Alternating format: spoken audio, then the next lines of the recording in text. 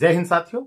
Army ordinance corps के अंदर नई वैकेंसी आ चुकी है, जिसके अंदर एक फायरमैन की भी वैकेंसी है। अब फायरमैन की अगर आप तैयारी कर रहे हैं, एओसी में फायरमैन से भर्ती होना चाहते हैं, तो भर्ती होने के बाद आपको कितनी सैलरी मिलेगी, कौन कौन से आपको अलाउंसेज मिलते हैं, इसके अलावा कितनी आपकी सैलरी से कटौती होती है, पेंशन मिलती है कि नहीं, पेंशन का क्या रूल है, यानी कि लेटेस्ट वीडियो आपको आज का अगर आप सैलरी का वीडियो देख लेंगे तो आपको सैलरी के संबंध में पूरे डाउट्स आपके क्लियर हो जाएंगे। अगर आप चैनल पे पहली बार विजिट कर रहे हैं, चैनल को सब्सक्राइब जरूर कर लीजिएगा, वीडियो को लाइक नहीं करते, एक लाइक जरूर कर लेना।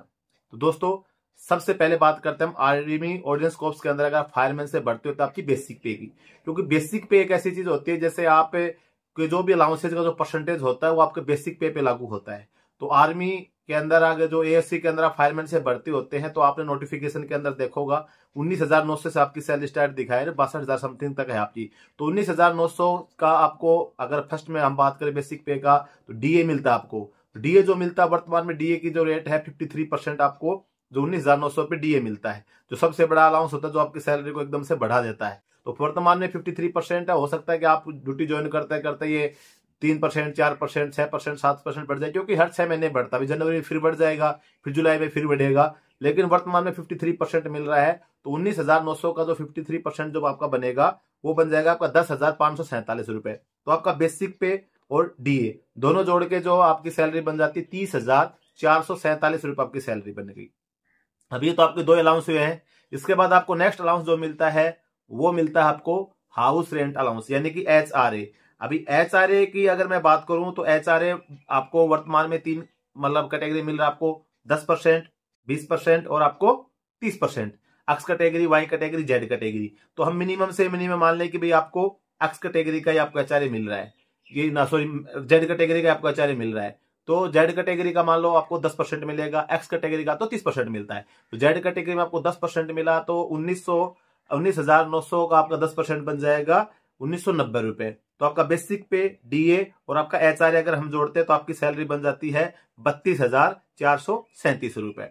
अब आपका एचआरए जोड़कर हो सकता है कि आपका एचआरए 20%, 30% मिले, लेकिन मिनिमम से मिनिमम आपको जो सैलरी बढ़ेगी, आज मान लो हम बात करें मिनिमम से इतनी सैलरी तो आपको मिलेगी, इससे कम नहीं मिलेगी, इससे ज्यादा मिलेगी, वो बात अलग है। भाई आपको एचआरए अगर 30% मिलेगा तो जहां आपको 1990 मिल रहा है, ये आपका बढ़ के लगभग 6,000 के आसपास चला जाएगा, जो अभी 2,000 के आसपास मिल रहा है। इसके बाद आपको मिलती है टीपीटी। तो टीपीटी भी मिनिमम मरे से मरे अगर हम मिनिमम से मिनिमम जो टीपीटी होती है वर्तमान में 1,125 रुपए है। अगर आपकी ऐसी कैटेगरी सिटी के अंदर है जहां पे सबसे कम जो लोएस्ट जो टीपीटी हो 1,125 रुपए है, तो आपका बेसिक पे, डीए, एचआरए जोड़ के 32,437 और जिसमें 1,125 रुपए टीपीटी जोड़ देंगे तो 33,562 रुपए आपका बन गया। अब जो टीपीटी के ऊपर भी आपको डीए मिलेगा, तो डीए का जो रेट मैंने आपको बोला 53% अभी चल रहा है, तो 1,125 का जो 53% आप करते हैं तो ये आपका बन जाता है 596 रुपए। तो ये भी अगर आपका जुड़ जाएगा पे में तो 34,158 रुपए आपकी सैलरी बन चुकी है। अब इसके बाद आपको एक अलाउंस और मिलता है, वो मिलता है आपको रिस्क अलाउंस बोल दे, जिसको फायरमैन अलाउंस बोल दो। पहले 27 रुपए मिलता था, लेकिन अभी जितने भी अलाउंसेज में जब बढ़ोतरी 25% की, तो इसके अंदर भी बढ़ गई आपके 2700 का, ये 3,375 रुपए मिलेगा। अगर आपने मेरा पुराना वाला वीडियो देखा होगा तो मैंने उसमें 27 रुपए बताया था, लेकिन जितने भी अलाउंसेज है सभी के ऊपर जो 50% डीए क्रॉस किया है तो 25% अलाउंस बढ़ चुके हैं। तो 2700 का अगर 25% बढ़ने के बाद में 3,375 रुपए आपको ये अलाउंस मिल जाएगा। रिस्क अलाउंस बोल लो, जिसको फायरमैन अलाउंस बोल लो। अब टोटल सैलरी फिर आपकी 34,158 में 3,375 रुपए और जोड़ देते हैं तो आपकी सैलरी बन जाती है 37,533 रुपए।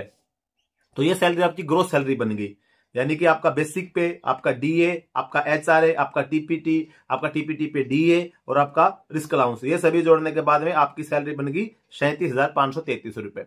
अब ये तो आपको मिल गई सैलरी। अब आपकी होती कटौती शुरू। अभी आपकी कटौती जो होती है, जैसे आर्मी, नेवी, एयरफोर्स के अंदर अग्निवीर को छोड़े जैसे परमानेंट है 2004 के बाद में, बाकी फोर्सेज में तो आपकी जो पेंशन बंद कर ही रखी थी, लेकिन अभी अग्निवीर आने की वजह से आर्मी, नेवी, एयरफोर्स के अंदर भी जो अग्निवीर का जो टाइम पीरियड आपका कंप्लीट हो जाएगा तो उसके बाद पेंशन मिलती है। लेकिन आप इसके अंदर जाएंगे तो आपको जो पुराना पेंशन सिस्टम है उसके हिसाब से पेंशन नहीं मिलेगी।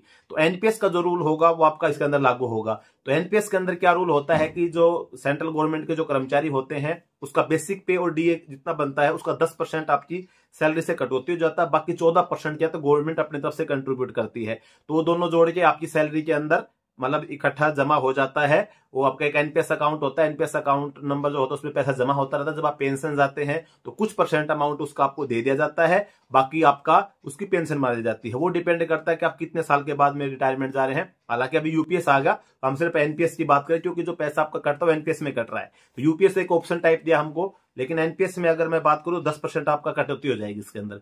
तो आपका बेसिक पे और डीए में जो फर्स्ट में बताया था तो आपका बना था 30,447 रुपए आपका बेसिक पे और डीए दोनों जोड़ के बना था। तो अब 3,044 रुपए लगभग आपका 10% बन जाएगा इसका 30,447 का। तो ये आपकी सैलरी से क्या है कट जाएगा। अब कटने के बाद में आपकी सैलरी कितनी बन गई, अब 37,533 रुपए बनी थी, जिसमें से आपका ये अमाउंट भी कट जाएगा 3,044 रुपए। तो आपकी जो सैलरी बनेगी लगभग 34,500 रुपए के आसपास बन जाएगी। तो ये आपकी जो एक सैलरी 34,500 रुपए आपकी फर्स्ट सैलरी है तो आपकी मिलेगी। ये तो आपको सैलरी का स्टार्टिंग मतलब मिनिमम से मिनिमम सैलरी मैंने आपको बता दी है।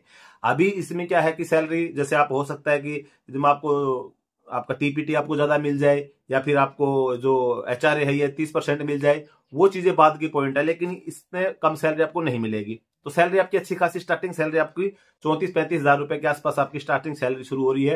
फिर उसके बाद हर साल आपको डीए भी आपको साल में 2 बार बढ़ जाएगा। उसके बाद आपका इंक्रीमेंट लग जाएगा, तो हर साल आपकी जो बेसिक पे होती है उसमें जब बढ़ोतरी होगी तो फिर आपका बेसिक पे मतलब आपको 3% बढ़ा तो आपका मान के चलो कि लगभग 600 रुपए आपका बेसिक भी बढ़ गया। फिर उसके ऊपर डीए लग जाएगा 600 रुपए के ऊपर, तो 53% डीए लग गया तो 300-350 वो बढ़ गया। फिर टीपीटी का ऊपर डीए, मतलब जब डीए बढ़ेगा फिर आपका 3% मान लो डीए बढ़ गया तो 600 रुपए आपकी सैलरी फिर बढ़ गई। कभी 4% डीए बढ़ जाएगा, 700 रुपए सैलरी बढ़ गई, 800 रुपए बढ़ गई।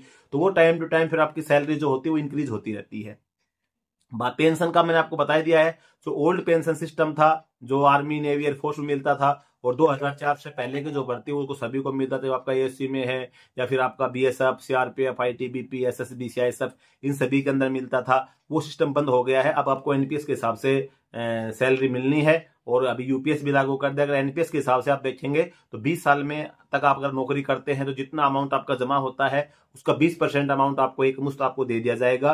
फिर आपका जो 80% अमाउंट जो बचता है फिर उसकी आपकी सैलरी बना दी जाती है, सॉरी पेंशन बना दी जाएगी। वो फिर आपकी 10,000 बनती है, 12 बनती है, 15 बनती है, उस हिसाब से हो जाएगा।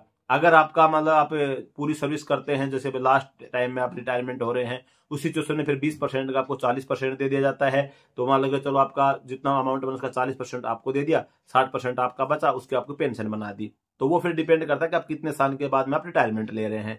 हालांकि नए नियम के एनपीएस के अंदर ही आपका पैसा हर महीने जैसे जैसे आपकी सैलरी बढ़ेगी 10% आपका हर महीने में कटौती होगा। और आप जैसे भर्ती होंगे तो आपको एक एनपीएस का अकाउंट नंबर, प्रान नंबर बोला जाता है, परमानेंट रिटायरमेंट अकाउंट नंबर, वो आपको एक अकाउंट खुलेगा, वो अकाउंट में मिल जाएगा। उस अकाउंट में पूरा पैसा जमा होता रहता है। इमरजेंसी के अंदर बीच में आप पूरी सर्विस में 1 या 2 विड्रॉल भी उस अकाउंट को कर सकते हैं। बाकी यूपीएस के अंदर रूल वगैरह चेंज हो रहे हैं, वो बाद में आएगा तो उस पर बाद में डिस्कस करेंगे।